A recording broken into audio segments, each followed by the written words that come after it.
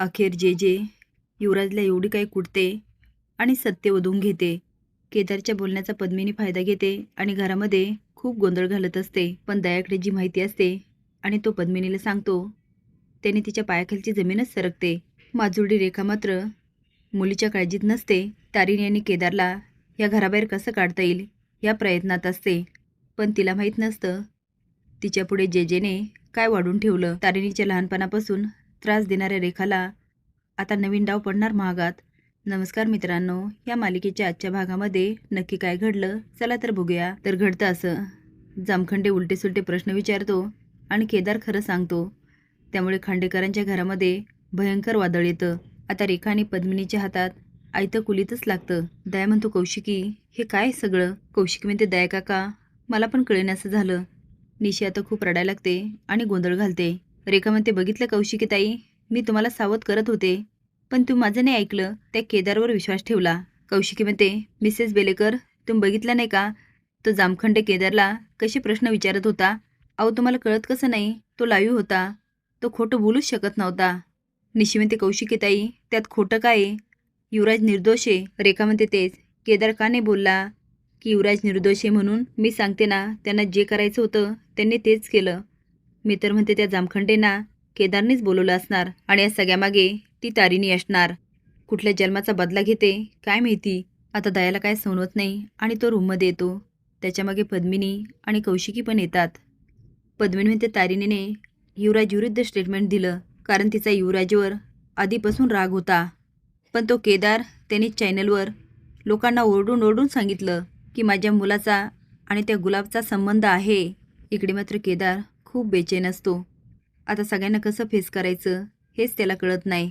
तारिणी तिच्या टीमला सांगत असते, कौशिकीताई आणि बाबांनी त्याच्यावर ही जबाबदारी सोपवली. त्याच वेळेस मला भीती वाटली नक्कीच काहीतरी घडणार. पण केदाराने मी मात्र सगळं सेट केलं होतं. खोटंही बोलायचं नाही आणि खरंही सांगायचं नाही. जे आता घडतंय फक्त तेवढंच सांगायचं. पण तो जामखंडे आला आणि केदारच्या तोंडातून सगळंच ओढून घेतलं. आधीच घरामध्ये खूप वादळ उठलं आणि आता तर करच होणार. सगळे आता केदार आणि मला जबाबदार ठरवणार. आता निशीच्याही काय करेल तेच सांगता येत नाही. मी जेवढं तिच्याजवळ जायचा प्रयत्न करते तेवढीच लांब होते. आता घरी जाऊन कसं फेस करावं तेच मला कळत नाही. बिचारा केदार, तो तर काय करणार? आता सगळ्यांना कसं समजावणार की चॅनेलसमोर खोटं बोलता येत नाही. लाईव्ह गेल्यानंतर सगळं जग बघत असतं. आज जर केदार खोटं बोलला असता आणि उद्या युवराजने गुन्हा कबूल केला असता तर कायमचा केदार खोटारडा साबित झाला असता. त्याचं करिअर बर्बाद झालं असतं. पद्मिनी दयाने कौशिकीला म्हणते, तुम्ही त्याला संधी दिली आणि तिने ती तशीच साधली. तारिणी म्हणते, घरामध्ये त्याच्यावर आता सगळे खूप चिडले असतील. कौशिकी केदारला फोन करून म्हणते, केदार हे काय केलंस तू? तू आत्ताच्या आत्ता इकडे येणार आहेस? केदार घाबरून म्हणतो, हो ताई, हो ताई. कौशिकी म्हणते, सगळ्यांच्या प्रश्नाची उत्तरं तू देणार आहेस. आता कौशिकीच्या डोळ्यात पाणी येतं आणि केदारला खूप टेन्शन.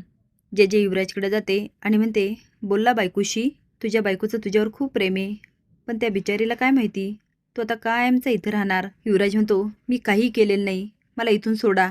जे म्हणते, आता या 4 भिंतीची सवय करून घ्या.